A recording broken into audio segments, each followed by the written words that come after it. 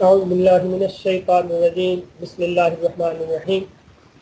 Dear students, we are studying the elements of research design. Today we will discuss the sampling design. In previous lectures, we discussed the data collection through interviews and questionnaires. What is self-administered questionnaire? ऐसा questionnaire जिसको fill करने के लिए किसी दूसरे बंदे की जरूरत ना हो, बल्कि जो रिस्पोंडेंट है खुद ही उसको रीड आउट करके उसको फिल करे, उसका आंसर कर ले। इसके अलावा सर्वे क्वेश्चनर के थ्रू सर्वे करने के हमने 3 मेथड डिस्कस किए। इसके अलावा हमने डिस्कस किया कि एक क्वेश्चनर के अंदर जो क्वेश्चन स्टेट किए जाते हैं, स्टेटमेंट्स दी जाती हैं, वो किस तरीके से उनका कंटेंट और पर्पस जो है उसके लिहाज से हम चीज़ें देते हैं। जो ऑब्जेक्टिव है उसको देखते हुए, टारगेट पॉपुलेशन को देखते हुए हम जो है उसके कंटेंट देते हैं। Language and wording, slang language, technical language use नहीं करते। ओपन एंडेड और क्लोज एंडेड दोनों दे सकते हैं, लेकिन आमतौर पर क्लोज एंडेड क्वेश्चन होते हैं। Positively and negatively worded question दोनों हम शामिल करते हैं, ताकि एक मोनोटोनी ख़त्म हो और जो रिस्पोंडेंट है वो एक रिदम में चलते हुए सिर्फ पॉजिटिव साइड पे एक्शन में लेता जाए। बायसनेस को ख़त्म करने की कोशिश की जाती है। Question, loaded question, ambiguous question, double barrel question या सोशल डिजायरेबल चीज़ें उसके अंदर हम नहीं डालते। इन बायसनेस को ख़त्म करने की कोशिश की जाती है। उसके बाद सीक्वेंस ऑफ क्वेश्चन जो है वो क्या होगी, एक जनरल से स्पेसिफिक की तरफ जाने की कोशिश करते हैं। In today's lecture we will discuss sampling, reasons for sampling, what is sample, what is population, what is element, what is sampling unit, and what is subject, what is sampling process, and then we will discuss different sampling designs. Sampling, the process of selecting the right individuals, objects or events as a representative of entire population is known as. तो हम population में से हम कुछ subjects, कुछ individuals को, कुछ objects को हम इस तरीके से सिलेक्ट करते हैं कि वो पूरी पॉपुलेशन का एक रिप्रेजेंटेटिव सैंपल है। This process is called sampling. What is the relationship between sample and population? From population we apply some sampling technique and draw a sample. Then we study different characteristics of that sample, and using those characteristics we draw inferences about the population from which this sample was selected, and then generalize these results for the whole population. हम population में से एक sample draw करते हैं, एक sample select करते हैं, उस सैंपल की जो कैरेक्टरिस्टिक्स हम स्टडी करते हैं उनको हम वापस पॉपुलेशन के लिए जनरलाइज करते हैं। तो ये पॉपुलेशन का और सैंपल का आपस में एक रिलेशनशिप है। रीजंस फॉर सैम्पलिंग, हम पूरी पॉपुलेशन को स्टडी नहीं करते बल्कि सैम्पलिंग करते हैं। उसकी रीजंस क्या है? Budget and time constraints. एक तो बजट और दूसरा टाइम, ये दो बहुत बड़ी कंस्ट्रेंट्स होती हैं। बाज़ बात हमें पूरी पॉपुलेशन को स्टडी करने के लिए बजट अवेलेबल नहीं होता, बाज़ बात हमारे पास टाइम बहुत शार्ट होता है। फॉर एग्जाम्पल, अगर मैं स्टूडेंट्स को कहूँ कि भाई आप जो हमारे कॉन्सर्ट्स यूनिवर्सिटी के जितने स्टूडेंट्स हैं उनकी जो है मीन स्कोर कैलकुलेट करूँ, अब वो पूरी पॉपुलेशन का जो मीन स्कोर कैलकुलेट करने के लिए उनको सारे स्टूडेंट्स का जो CGPA चाहिए होगा, अब वो सारे स्टूडेंट्स का CGPA कलेक्ट करना एक बहुत मुश्किल चीज़ होगी। बजट का इशू भी होगा, टाइम का भी इशू भी होगा। जो आपका लेवल है उसके हवाले से फिर ये पॉसिबल होगा कि हम एक छोटा सा सैंपल ड्रा करें और उस सैंपल से हम अपना मीन स्कोर निकाल लें जो स्टूडेंट्स की परफॉर्मेंस का है, या mean CGPA, average of the CGPA। एक रीज़न तो ये है budget and time. High degree of accuracy and reliability. If sample is representative of the population, then we can achieve high degree of accuracy and reliability about our results. अगर हमारा sample जो है वो representative of population हो तो फिर उससे जो अखज़ किए गए जो रिजल्ट्स होंगे वो पॉपुलेशन के बारे में जब हम जनरलाइज करेंगे तो उनकी एक्यूरेसी और रिलायबिलिटी बिल्कुल ठीक होगी। क्योंकि ये होता है इसलिए हम पूरी पॉपुलेशन को स्टडी करने के बजाय सिर्फ सैम्पलिंग करते हैं। सैम्पलिंग में sometimes produce more accurate results than taking a census. बाज़ ऐसा भी होता है कि पूरी पॉपुलेशन को स्टडी करने की बजाय हम सैंपल को स्टडी करते हैं तो हमारे रिजल्ट्स ज़्यादा एक्यूरेट होते हैं। क्यों? Because in a census there are more risks and more chances of errors due to the high volume of persons contacted and the number of census takers, some of whom may not be well trained.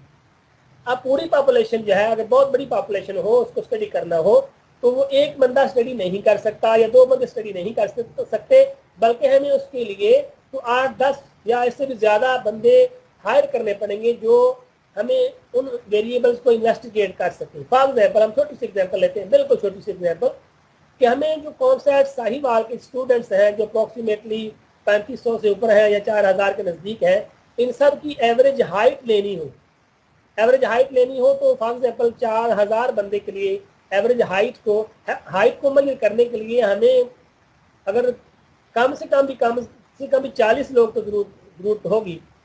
अब जो बंदा होगा, अब ये तो एक simple सी चीज़ है, लेकिन अगर हम किसी एब्स्ट्रैक्ट वेरिएबल को जैसे टाइम मैनेजमेंट है या कोई दूसरी चीज़ है उस तरह की स्टडी कर रहे हो, तो वो एक बंदा जब इन्वेस्टिगेट करेगा तो उसके लिए तो मुमकिन ही नहीं है कि वो 4000 बंदों की जो है हाइट को मेजर कर सके, उसके लिए हमें ज़्यादा बंदों की जरूरत पड़ेगी। अब जब एक बंदा या दो बंदे या 10 बंदे जब वो हाइट को मेजर करेंगे तो वो यकीनन उनका काफ़ी टाइम लगेगा। तो वो शुरू में तो 2-4 होंगे, वो उनकी एग्जैक्ट जो हाइट होगी उसको मेजर करेंगे, उसके बाद वो अंदाजे से लिखते जाएंगे, तो जिसमें एक्यूरेसी उतनी नहीं रहेगी। कि जब इसमें रिस्क ज़्यादा होता है, ज़्यादा बड़ी पॉपुलेशन को जब स्टडी करना हो तो उसमें रिस्क ज़्यादा होते हैं और जो एरर के चांसेस हैं वो भी बढ़ जाते हैं। और उसमें जो एक स्टडी वेरिएबल अंडर स्टडी है उसके हवाले से हमारे पास 40 बंदे या 20 बंदे या 100 बंदा एक्सपर्ट नहीं हो सकता, वेल ट्रेंड नहीं हो सकता। तो इसलिए उनका ये भी इशू होगा कि जब 10 बंदे इंडिविजुअल जो है वो एक चीज़ को मेजर कर रहे होंगे तो हर एक की एक्यूरेसी डिफरेंट होगी, जिसकी वजह से हमारे जो रिजल्ट्स हैं वो मिसलीडिंग होंगे। तो सैम्पलिंग में sometimes produce more accurate results than taking a census. तो ये मेजर सी रीजन है कि हम सैम्पलिंग क्यों करते हैं। पॉपुलेशन क्या है? It refers to the entire group of people, group of events or things of interest that the researcher wishes to investigate. ये पूरा ग्रुप जो है एंटायर ग्रुप ऑफ पीपल या एंटायर ग्रुप ऑफ इवेंट्स या entire group of things, तो हम जो चीज स्टडी कर रहे हैं वो हमारी जो टारगेट है। तो अगर हमारे एनिमल्स हैं तो एंटायर ग्रुप ऑफ एनिमल्स, अगर हम बफेलोज की बात करें तो एंटायर ग्रुप ऑफ बफेलोज, अगर हम स्टूडेंट्स की बात करें तो एंटायर ग्रुप ऑफ स्टूडेंट्स। तो ये एक एंटायर ग्रुप है, it is called population. If regulators, for example, if regulators want to know how patients in nursing homes run by a hospital in Sahiwal are cared for, then all the patients in all the nursing homes will form the population. जैसे अब nursing homes के अंदर जितने भी patients होंगे साहिवाल के hospitals के अंदर, तो वो सारे के सारे हमारे पॉपुलेशन होंगे। Element, N element is a single member of a population. जो उस पॉपुलेशन का कोई एक मेंबर जो है, इंडिविजुअल है, that is called an element. For example, if 1000 blue collar workers in a particular organization happen to be the population of interest to a researcher, each blue collar worker therein is an element. अगर हमारे पास 1000 workers हैं एक organisation के अंदर और वो हमारे तमाम एलिमेंट है, हर में से भी एक इंडिविजुअल है, हर एक उसका एलिमेंट है। Sample, a sample is a subset or subgroup of the population. तो सैंपल पॉपुलेशन का ही एक सबसेट होता है। By studying the sample the researcher should be able to draw conclusions that are generalisable to the population of interest. तो वो जो population का एक सबसेट है, उस सबसेट से जो रिजल्ट हम निकालते हैं वो हम पॉपुलेशन के लिए जनरलाइज करते हैं। तो हमारा सैंपल जो है वो अगर रिप्रेजेंटेटिव हो तो वो रिजल्ट भी हमारी पॉपुलेशन के लिए भी वो रिजल्ट ठीक होते हैं। For example, if there are 145 patients in a hospital and 40 of them are to be surveyed by the hospital administrator to know their level of satisfaction with the treatment received, then these 40 members will be the sample. तो sample क्या है? उस population का, उस entire group का एक subset होता है। Sampling unit, it is the element or set of elements that is available for selection in some stage of sampling process. एक एलिमेंट को भी हम सैम्पलिंग यूनिट बना सकते हैं और एक ग्रुप ऑफ एलिमेंट्स को भी सैंपलिंग यूनिट बना सकते हैं। For example, sampling units in a multi stage sample are city blocks, households and individuals within the households. एक सिटी ब्लॉक हमारा सैंपलिंग यूनिट हो सकता है, और सिटी के अंदर जो हाउस होल्ड्स हैं, जो घर हैं, वो हमारे सैंपलिंग यूनिट हो सकते हैं। फिर उस हाउस होल्ड के अंदर जो इंडिविजुअल्स हैं वो भी हमारा सैंपलिंग यूनिट हो सकते हैं। अगर हम स्टूडेंट्स की एग्जांपल लें, जैसे कौसार यूनिवर्सिटी के अंदर हमारे पास 6 डिपार्टमेंट चल रहे हैं, तो हम एक डिपार्टमेंट को सैंपलिंग यूनिट बना सकते हैं। डिपार्टमेंट्स के अंदर डिफरेंट प्रोग्राम्स चल रहे हैं, हम एक प्रोग्राम को सैंपलिंग यूनिट बना सकते हैं। प्रोग्राम्स के अंदर डिफरेंट बैचेस स्टूडेंट के पढ़ रहे होते हैं, हम उन बैचेस को सैंपलिंग यूनिट बना सकते हैं। और फिर हर बैच के अंदर इंडिविजुअल स्टूडेंट्स होते हैं, हम उन इंडिविजुअल स्टूडेंट को भी एक सैंपलिंग यूनिट बना सकते हैं। तो अगर हमारा सिलेक्शन ऑफ, फॉर एग्जाम्पल अगर हम कॉमसैट साहिवाल की बात करें, हम 6 डिपार्टमेंट में से 2 डिपार्टमेंट हमें सिलेक्ट करने हैं रैंडमली, तो हमारा जो डिपार्टमेंट है वो सैंपलिंग यूनिट होगा। पहली स्टेज है, पहली स्टेज पर हमने सैंपलिंग यूनिट 2 डिपार्टमेंट सिलेक्ट किए। अब उनके अंदर उन डिपार्टमेंट्स के अंदर फिर हमारे पास प्रोग्राम्स हैं, जो अंडर ग्रेड प्रोग्राम्स हैं, जैसे कंप्यूटर साइंस के अंदर सॉफ्टवेयर इंजीनियरिंग है, BScs है, इसी तरह मैनेजमेंट के अंदर BS अकाउंटिंग एंड फाइनेंस है, BSBA है, या MS है। तो हम इनमें से प्रोग्राम सिलेक्ट करते हैं, तो ये हमारा जो प्रोग्राम होंगे वो हमारा जो है सैंपलिंग यूनिट बन जाएगा। फिर हर प्रोग्राम के अंदर जो स्टूडेंट्स हैं, हम उनमें बैचेस को देख लें तो बैचेस सैंपलिंग यूनिट होंगे, और बैचेस के अंदर जो स्टूडेंट्स हैं, इंडिविजुअल स्टूडेंट्स हैं, अगर उन पर सिलेक्शन की बात हो तो वो सैंपलिंग यूनिट हो जाएगी। तो सैंपलिंग यूनिट हमारा जो है तो वो कोई भी हो सकता है, एक एलिमेंट भी हो सकता है और सेट ऑफ एलिमेंट्स भी हो सकता है।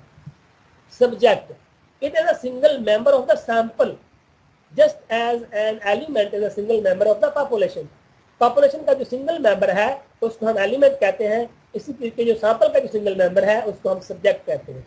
For example, if a sample of 50 machines from a total of 500 machines is to inspected, then every one of the 50 machines is a subject, just as every single machine in the population of total population of 500 machines is an element. अब 500 machines में हर एक जो machine है वो एक element है, लेकिन वो जो सैंपल के अंदर सेलेक्ट होने वाले जो 50 मशीन्स हैं उनमें से जो हर एक मशीन है वो एक सब्जेक्ट है। Parameters, the characteristics of the population such as the population mean, the population standard deviation and the population variance are referred to as its parameters. एक पॉपुलेशन का कोई भी जो कैरेक्टरिस्टिक है जिसको हम इन्वेस्टिगेट कर सकते हैं, that is called a parameter.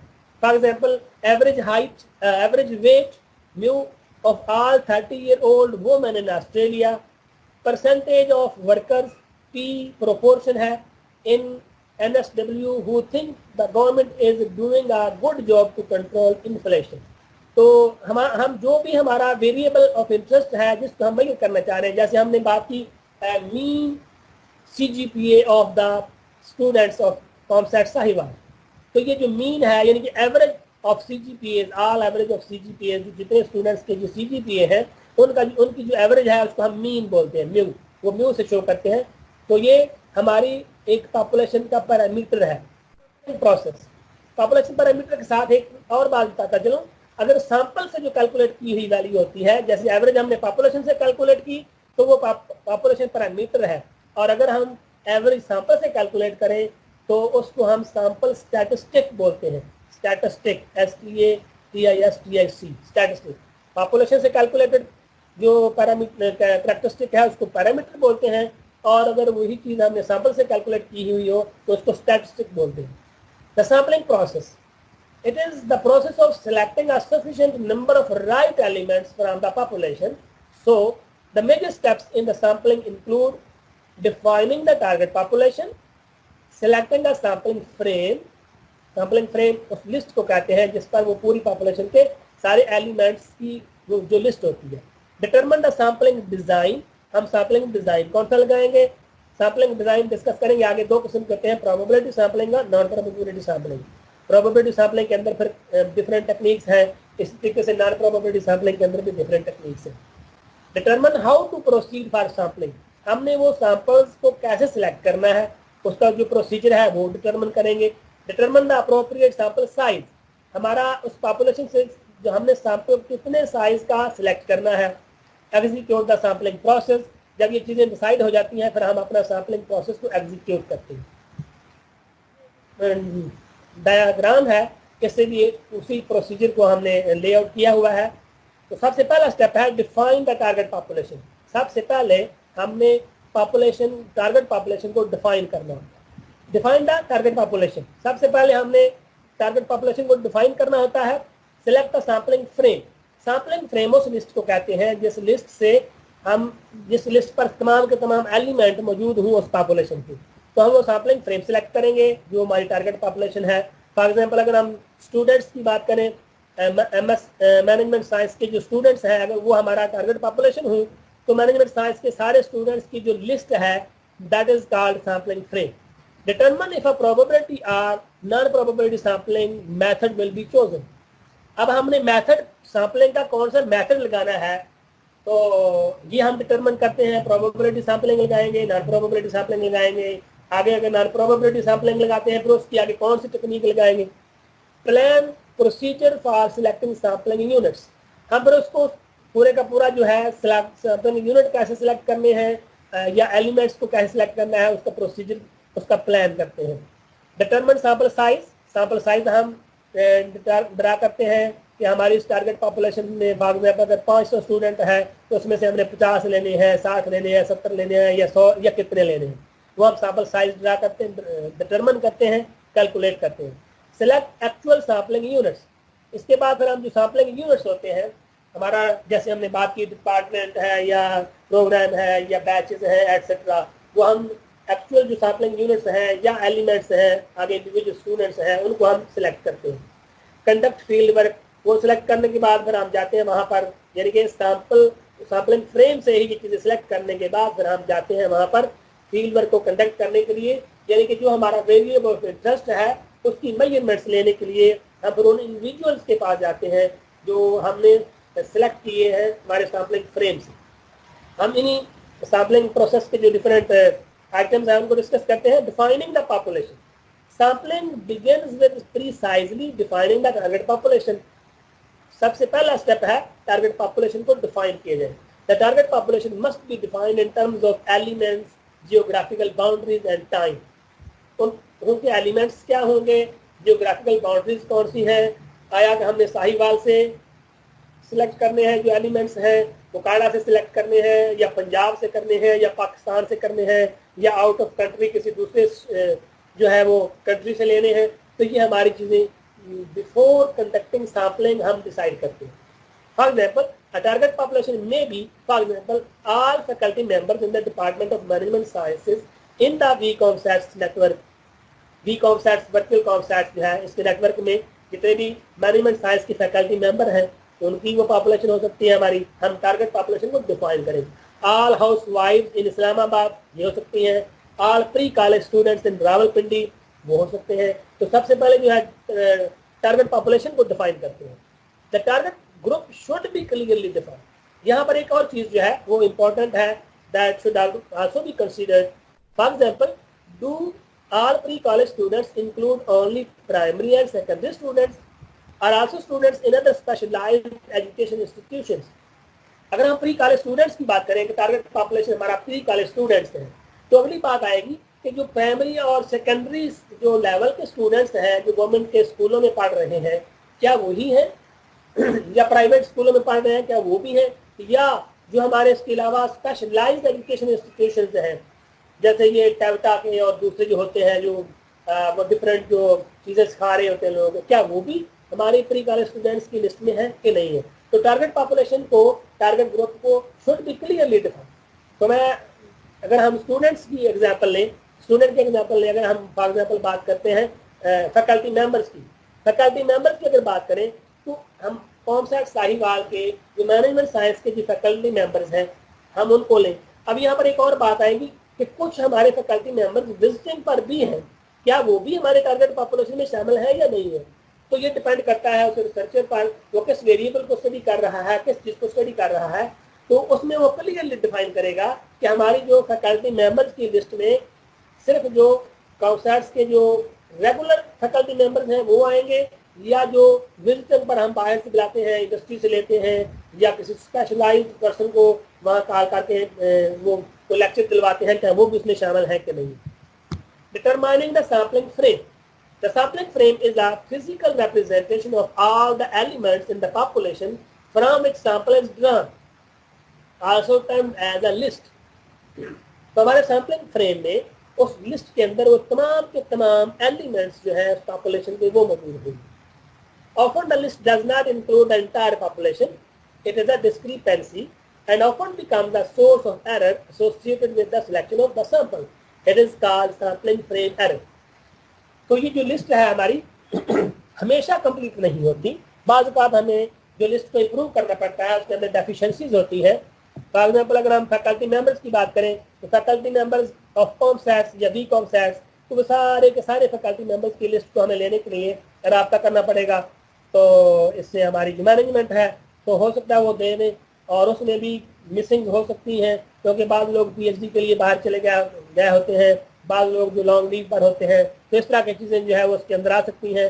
वो अब डिपेंड करता है कि हमारी टारगेट पॉपुलेशन के अंदर वो लोग हैं कि नहीं है. अगर तो वो जो ऑन लॉन्ग लीव पर हैं वो भी शामिल हैं तो फिर हमें उनकी लिस्ट भी लेनी पड़ेगी. तो इस तरह की डिस्क्रिपेंसीज हो सकती हैं, और ये डिस्क्रिपेंसीज इनको उनकी वजह से एरर आते हैं. They are called sampling frame error.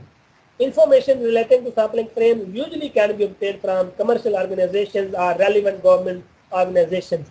तो ये सैम्पलिंग फ्रेम जो है बात का, जैसे अगर हम बिजनेस की जो एक्टिविटीज़ के हवाले से इंडस्ट्रीज़ की बात करें तो ये हर एक के पास तो ये सैम्पलिंग फ्रेम होगा नहीं, या हमारे पास ये कहाँ से आएगा. तो आमतौर पे ये हमेशा पॉसिबल नहीं है.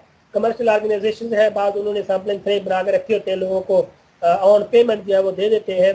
गवर्नमेंट की ऑर्गेनाइजेशन है जैसे पाकिस्तान ब्यूरो ऑफ स्टैटिस्टिक्स है, उसके पास एसएमईज की कंप्लीट लिस्ट मौजूद है. लेकिन अगर हम वैसे किसी से वो कलेक्ट करना चाहें, लिस्ट लेना चाहें, तो शायद वो कंप्लीट लिस्ट ना मिले. और उनके पास भी एसएमईज की जो लिस्ट होगी वो भी इन्होंने एक स्पेसिफिक टाइम पीरियड जब उन्होंने वो सब एसएमईज के जो डाटा कलेक्ट किया उस वक्त की होगी. वो शायद 2000 में उन्होंने इकोनॉमिक सेंसस की थी, वो उस वक्त थी. तो उसके बाद नई एसएमईज जो इंक्लूड हुई मार्केट के अंदर आई, तो उस लिस्ट में वो भी नहीं होगी. तो उसकी एक डेफिशिएंसी होगी जो रिमूव हम खुद ही करेंगे. एक रिसर्चर है वो कैसे करता है ये उस पर डिपेंड करता है. तो सैम्पलिंग फ्रेम जो है एक नेक्स्ट स्टेप है. Student telephone directory for the student population, the list of companies on the stock exchange, the directory of medical doctors and specialist, the yellow pages for business. तो ये different जो है हमारी जो सैम्पलिंग फ्रेम्स है जो हम डिफरेंट जगहों से लेते हैं और उनसे हम स्टडी कर सकते हैं. These are the examples of sampling frame. Determining the sampling design. अब sampling design कौन सा होगा?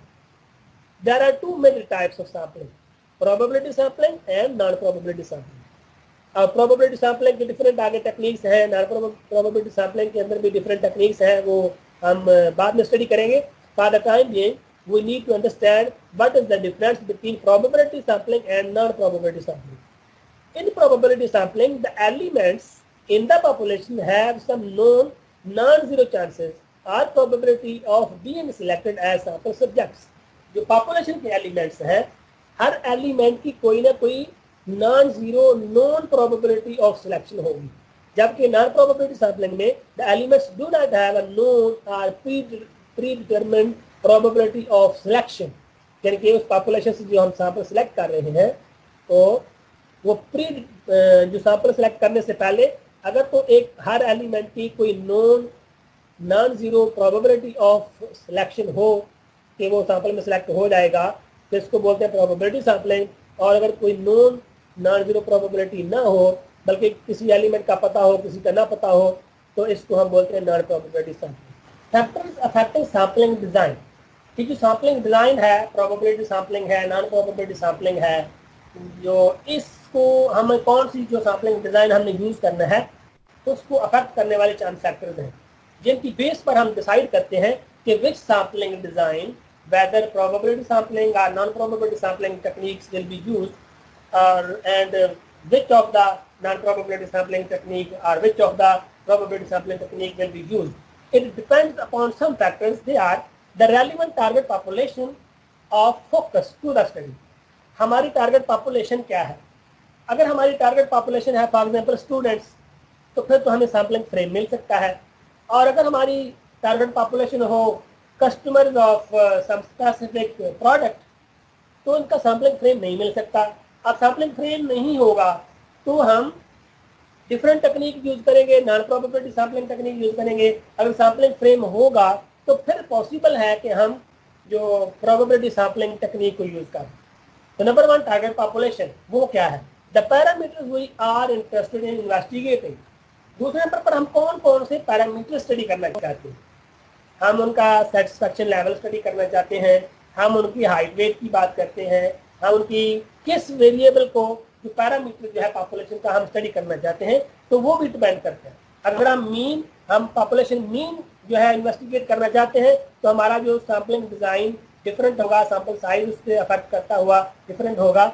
और अगर हमारा पैरामीटर सैम्पलिंग जो पॉपुलेशन प्रोपोर्शन होगा तो फिर हम डिफरेंट अंदाज में चलेंगे। तो पैरामीटर जो हम स्टडी कर रहे हैं वो भी डिपेंड करते हैं। The kind of sample frame available, हमारे पास अगर सैम्पलिंग फ्रेम अवेलेबल है तो वो किस किस्म का है, वो भी इस पर भी डिपेंड करता है, वो कंप्लीट है, इनकम्प्लीट है, या वो मतलब है सैम्पलिंग फ्रेम जो है रेलिवेंट है, कितना रेलिवेंट है, तो ये चीज़ें इस पर डिपेंड करती हैं। Cost and time are attach to the sample design and collection of data. तो कास्ट और टाइम जो है ये पहले भी हमने डिस्कस किया कि ये बहुत बड़ी कंस्ट्रेंट्स होती हैं, तो ये भी इस पर भी डिपेंड करता है कि हम जो सैम्पलिंग डिजाइन कौन सा यूज करें। Determining the sample size, the decision about how large the sample size should be can be very difficult one. अब सैम्पलिंग जब हम डिसाइड कर लें कि हमें सैम्पलिंग करनी है तो सैंपल जो है टोटल होल पॉपुलेशन जो है entire group of target group जो है उसमें से हमने कितने एलिमेंट्स को सिलेक्ट करना है as a subject, as a sample. तो ये बहुत इंपॉर्टेंट चीज़ है। तो ये हमें डिटरमिन करना होता है, वो कि इट इज वेरी डिफिकल्ट, लेकिन हमें भी फिर भी करना होता है। The decision about how large the sample size should be can be very difficult one. The factors affecting the sampling decision are the research objective, हमारा रिसर्च का ऑब्जेक्टिव क्या है, the extent of precision desired, हम कितनी precision उसमें हम लेना चाहते हैं अपने रिजल्ट्स के अंदर, कॉन्फिडेंस को हम कॉन्फिडेंस इंटरवल कहते हैं। The acceptance risk in predicting that level of precision, हम आप उस प्रिसीजन को अचीव करते हुए, प्रिडिक्ट करते हुए हमारा रिस्क जो है वो कितना एक्सेप्ट कर सकते हैं। It is called confidence level. ये स्टैटिस्टिक्स की टर्म्स है, confidence interval, confidence level. The amount of variability in the population itself, population के अंदर जो वेरिएबिलिटी है जिसको हम स्टैंडर्ड डेविएशन से मेजर करते हैं वो कितनी है। The cost and time constraints, cost and time भी होता है, अगर कॉस्ट ज्यादा लग रही हो, टाइम ज्यादा लग रहा हो और हम अफोर्ड ना करते हो तो फिर हम बड़ा सैंपल साइज नहीं कर सकते। In some cases the size of the population itself, बालूकात जो पॉपुलेशन का साइज है वो भी इफेक्ट करता है सैंपल साइज को डिटरमिन करने में। तो ये सैंपल साइज को डिटरमिन करना it is very important topic, but it is very difficult. Population proportion के लिए जो हम सैंपल साइज कैलकुलेट करते हैं उसका एक फार्मूला है, n is equal to g alpha by 2 का square multiplied by p multiplied by 1 minus p divided by MOE का square, where g alpha by 2 is the critical value of the normal distribution at alpha by 2. For example, for a confidence level of 95%, alpha is 0.05 and the critical value is 1.96. तो ये g की value 1.96 होगी जो हम 95% confidence level के लिए, यानी कि अल्फा 0.05 के लिए। Alpha is called level of significance, it is the statistical term. MOE is the margin of error and P is the sample proportion. तो ये एक फार्मूला है, जब हम पॉपुलेशन प्रोपोर्शन को स्टडी करना चाहें तो हमारा सैंपल साइज क्या होगा उसको कैलकुलेट करने का ये मेथड फार्मूला है। अगर हम पॉपुलेशन मीन कैलकुलेट करना चाहें, n is equal to small n is equal to capital N multiplied by x divided by n plus x minus 1, where x is equal to g alpha by 2 का square multiplied by sigma square divided by MOE का square. g alpha by 2 is the critical value, जैसे हमने पिछले में discuss किया वो critical value है, MOE margin of error है, sigma square is the population variance and n is the population size। तो population variance और population size जो है वो यहाँ पर यूज होते हैं। जब हमारे पास population size मौजूद होगा तो हम उसको यूज करेंगे। Note that a finite population correction has been applied to the sample size formula। तो यहाँ पे एक जो population finite population correction एक डिफरेंट चीज है, एक टॉपिक है। स्टैटिस्टिक्स के अंदर उसको भी यूटिलाइज किया गया है। तो anyhow it is another method of determining the sample size. अब ये जो सैंपल साइज कैलकुलेट हम करते हैं, ये हमारे पास इसके अलावा भी कई फार्मूले होंगे। अब यहाँ पर हमारी आसानी के लिए online sample size calculators available हैं। डिफरेंट लोगों ने ऑनलाइन सैंपल साइज कैलकुलेट करने के जो मेथड बताए हुए हैं और कैलकुलेट करके भी देते हैं। फॉर एग्जांपल राव सोर्ट है, ये एक सैंपल साइज कैलकुलेटर है। calculator.net है, क्रिएटिव रिसर्च सिस्टम है, सर्वे मंकी है। तो ये बहुत सारे इस तरह online sample size calculators available है जिनको हम यूटिलाइज करके अपना सैंपल साइज कैलकुलेट भी कर सकते हैं। यहाँ पे एक असाइनमेंट है स्टूडेंट्स के लिए, write a detailed assignment on the topic of how to calculate a sample size. तो ये sample size, how to calculate a sample size जो है, ये प्रोपोर्शन के लिए कैसे है, पॉपुलेशन मीन के लिए कैसे होता है, जब पॉपुलेशन नोन हो, सब पॉपुलेशन साइज नोन हो तो क्या होगा, पॉपुलेशन साइज अननोन हो तो क्या होगा। ये डिफरेंट जो है टेक्निक जो इसमें चीज़ें आती हैं, इसके लिए असाइनमेंट है जो तमाम स्टूडेंट्स जो है वो CU ऑनलाइन के जरिए से इसको अपलोड करेंगे, वहाँ पर मैं इसको दे दूँगा। Executing the sampling process. अब इससे अगला काम है, जब ये चीज़ें हमने डिटरमिन कर ली, सैंपल साइज क्या है, हमने टेक्निक कौन सी लगानी है, सैम्पलिंग डिजाइन कौन सा लगाना है, अब है एग्जीक्यूट करना उस सैम्पलिंग प्रोसेस को। In this final stage of sampling process, decision with respect to the target population, the sample frame, the sampling technique and sample size have to be implemented. जो हमने डिसीजन लिए हुए थे उनको हम इम्प्लीमेंट करेंगे, sampling units को select करेंगे। सैम्पलिंग यूनिट्स क्या है, वो जो भी उसका लेवल है, वो सिटी ब्लॉक्स हैं, हाउस होल्ड्स हैं या इंडिविजुअल्स हैं, तो हमारे एलिमेंट्स हैं, हम उन सबको सिलेक्ट करके फिर अपना जो वेरिएबल इंटरेस्ट है उसको मेजर करेंगे। For example, a young researcher was investigating the antecedents of salesperson performance. अब salesperson performance के antecedents क्या है? To examine his hypothesis, data were collected from the chief sales executives in the Pakistan, the target population, via mail questioning. अब उसने जो Pakistan target population है उसकी वो है चीफ सेल्स एग्जीक्यूटिव पाकिस्तान के अंदर, उसने मेल क्वेश्चनर के जरिए से डाटा कलेक्ट किया। The sample was initially drawn from the published business register. The sampling frame, उस published business register जो लिया उसने, वहाँ उस sampling frame से उसने जो है sample size जो है ड्रा किया। But supplemented with respondent recommendations and other additions. वहाँ से जो sampling frame मिला उसको मजीद जो है जो supplemented with respondent recommendation, जो जिनसे डाटा कलेक्ट कर रहे हैं उनके रिकमेंडेशंस पर हमने कुछ और लोग भी शामिल किए। इन जजमेंट सैम्पलिंग मेथडोलॉजी, और जजमेंट सैम्पलिंग मेथडोलॉजी यूज की, जिसको हम पर्पसिव सैम्पलिंग भी कहते हैं, और उसको लेटर ऑन हम इसको डिस्कस करेंगे कि व्हाट इज जजमेंट सैम्पलिंग का purposive sampling. The questionnaires were subsequently distributed to sales executives of 450 companies. उसके बाद जो कंपनीज के 450 कंपनीज के जो सेल्स एग्जीक्यूटिव थे उनको सैंपल जो क्वेश्चन वो डिस्ट्रीब्यूट कर दिए गए। तो 450 is our sample size. Non response and non response error, ये हमारा जो एक नो रिस्पॉन्स होता है और एक नो रिस्पॉन्स की वजह से एरर होता है, ये उसके हवाले से बात। A failure to obtain information from a number of subjects included in the sample, ये क्या नॉन रिस्पॉन्स, नो रिस्पॉन्स या नॉन रिस्पॉन्स। हम किसी से इंफॉर्मेशन लेना जो है हम उसमें फेल हो जाते हैं। दो, अच्छा उसके बाद नॉन रिस्पॉन्स एरर क्या है? Those who do respond to your survey are different from those who did not. जिन्होंने हमें डाटा दिया वो और जिन्होंने डाटा नहीं दिया उनके अंदर कोई डिफरेंस हो। क्या डिफरेंस है? For example, in other words, responding group possess a different level of characteristic and non-responding group possess different level. तो हमारे जो दोनों ग्रुप्स हैं उनके अंदर जो उनका स्पेसिफिक कैरेक्टरिस्टिक का जो लेवल है वो डिफरेंट हो।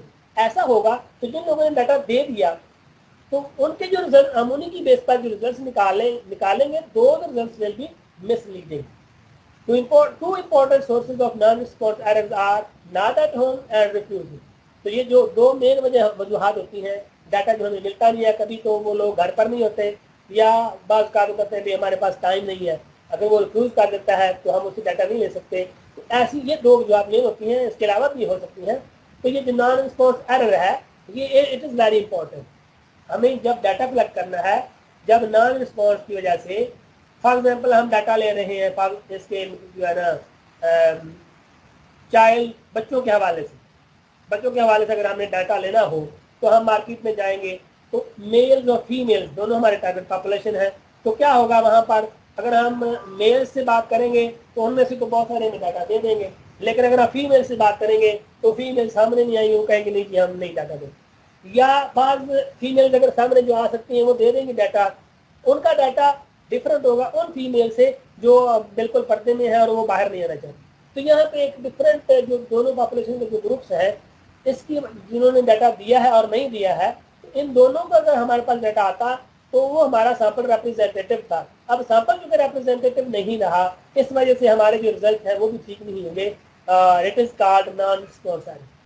Reducing the rate of refusal, हम कुछ टिप्स है जो हम यूज करके अडॉप्ट करके हम रिफ्यूजल रेट्स को कम कर सकते हैं, मिनिमाइज कर सकते हैं।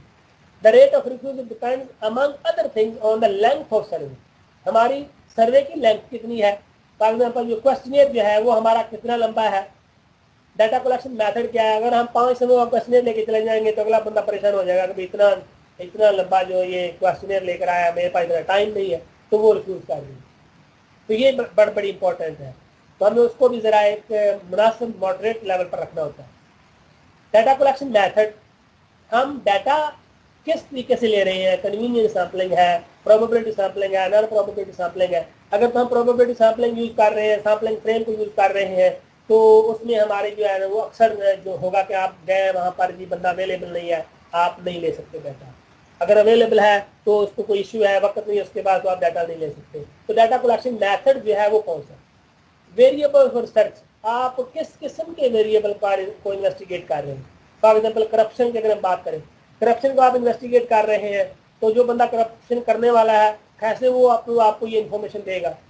अगर आप ड्रग्स की बात करें तो ड्रग्स को यूज करने वाले अगर स्टूडेंट से ऐसे स्टूडेंट जो ड्रग यूज करते हैं और सिगरेट के अलावा दूसरी ड्रग्स की तरफ चले जाएं, सिगरेट को बात तो सिगरेट पीने वाला स्टूडेंट भी इंफॉर्मेशन नहीं देता, या सिगरेट पीने वाला जो एक यंग मैन है, और अगर इस जगह हम शराब की तरफ जाएं या किसी और चीज़ की तरफ जाएं तो ऑफकोर्स वो डाटा नहीं देते। तो हमारा वेरिएबल ऑफ इंटरेस्ट क्या है वो भी उससे भी डिपेंड करता है। Decrease in survey length, personal interviews, questionnaire instead of male questionnaire and the sponsorship of the research often improve the overall return rate. हमारी सर्वे की लेंथ मुनासिब हो, हम जो क्वेश्चनियर भेज रहे हैं वो बाई मेल नहीं भेज रहे, बल्कि हम उनको इन पर्सन जो है क्वेश्चनियर जो है वो जाके ले रहे हैं, तो इससे भी फर्क पड़ेगा, रिफ्यूजल्स कम हो जाएंगी।